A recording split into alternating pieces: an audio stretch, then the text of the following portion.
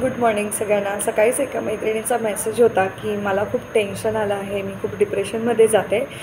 ताई मला काहीतरी सोल्युशन सांग. आमच्या नवरा बायकोमध्ये रोजच भांडण होत आहेत. कारण फक्त एकच आहे की तो फॅमिलीला वेळ देत नाही. माझी अशी इच्छा आहे की मला एक मुलगी आहे, त्याने त्याचा वेळ स्वतःचा बिझनेस सोडून थोडा वेळ तरी आमच्यासाठी द्यायला पाहिजे. तर हे मी त्याला सांगायला जाते प्रत्येक वेळेस. आज 10 वर्ष झालेत आमच्या संसाराला, पण त्याने अजून एकदा पण आमच्या फॅमिलीसाठी वेळ दिला नाही आहे.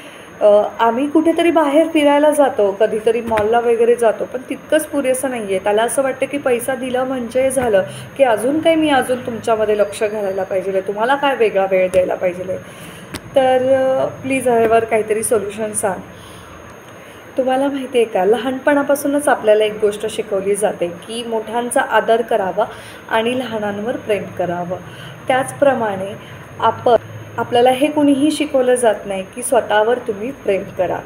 जसे तुमचे पती स्वतःवर प्रेम करत आहेत, स्वतःला पाहिजे ते स्वतःसाठी फिरणं म्हणा, पार्टीज म्हणा, ह्या सगळ्या गोष्टी ते स्वतःसाठी करत आहेत, स्वतःच्या मित्रपरिवाराला भेटत आहेत. मग तुम्ही का नाही शिकलात स्वतःवर प्रेम करायला? मान्य आहे आपल्याला संसार करायचा असतो, आपल्याला नाती टिकवायची असतात, त्यामुळे आपण पूर्णपणे त्या व्यक्तीसाठी वाहून गेलेलो असतो. परंतु स्वतःवर प्रेम करणं म्हणजे, जेव्हा आपण शिकतो स्वतःवर प्रेम करणं म्हणजे काय, तेव्हा आपण स्वाभिमान बाळगायलाही शिकतो. जर तुम्ही सतत एका व्यक्तीच्या मागे पळत राहिला तर तुम्ही तुमचा स्वाभिमान गमावून बसशाल.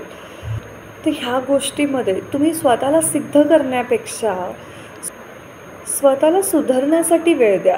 तुमच्या नात्यामध्ये सुधारण्यासाठी तुम्ही कुठे चुकता आहात त्याकडे लक्ष द्या, की समोरच्याला इरिटेट होईल इतकं तुम्ही नाही करत आहेत ना, त्याकडे लक्ष द्या आणि स्वतःला सुधारा.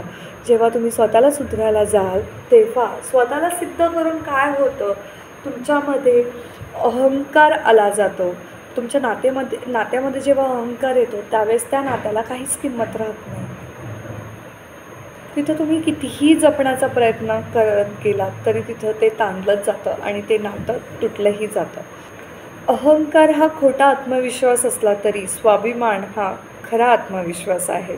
प्रत्येक स्त्रीला वाटतं माझ्या नवऱ्याने माझ्यावर एका बायकोप्रमाणे प्रेम करावं, वडिलांप्रमाणे जसं वडील आपल्या मुलीला जपतात तसं नवऱ्याने आपल्याला जपावं, आपला तसा स्वाभिमान जपला पाहिजे. परंतु काही लोकांना त्या गोष्टी समजत नसतात. तर त्या मित्रांना मला तेच सांगायचं आहे, तुम्ही तुमच्या बायकोला लग्न करून आणलेलं असतं, त्यावेळेस तुम्ही पैसे देऊन काही मिळत नाही. त्यांना तर पैसे देऊन तुम्हाला वाटत असेल कुठली गोष्ट विकत घेता येते, परंतु जे प्रेम असतं, जे तुम्ही तुमच्या संसाराला, तुमच्या मुलांना आणि तुमच्या बायकोला देणं पाहिजे, ते प्रेम तुम्ही देत नसाल तर ते नातं पुढे जाऊ शकत नाही. मी सतत बोलत आले की स्वतःला प्राधान्य द्या. तर स्वतःला प्राधान्य देणं म्हणजे काही स्वार्थीपणा नाही आहे, परंतु स्वाभिमानापेक्षा इतर महाग गोष्टही नाही आहे या जगामध्ये.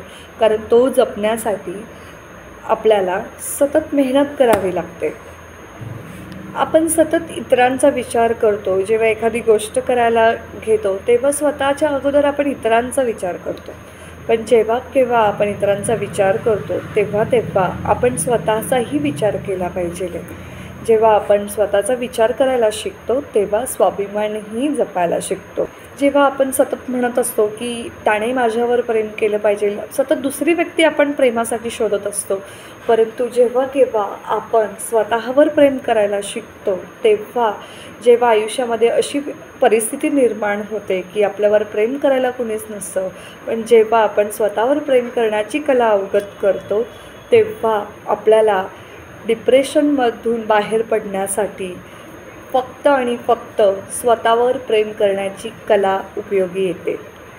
तर स्वतःवर प्रेम करा, सतत आनंदी राहा, स्वतःला जपा, स्वतःचे छंद जोपासा आणि ह्या सांगितलेल्या गोष्टी लक्षात ठेवा.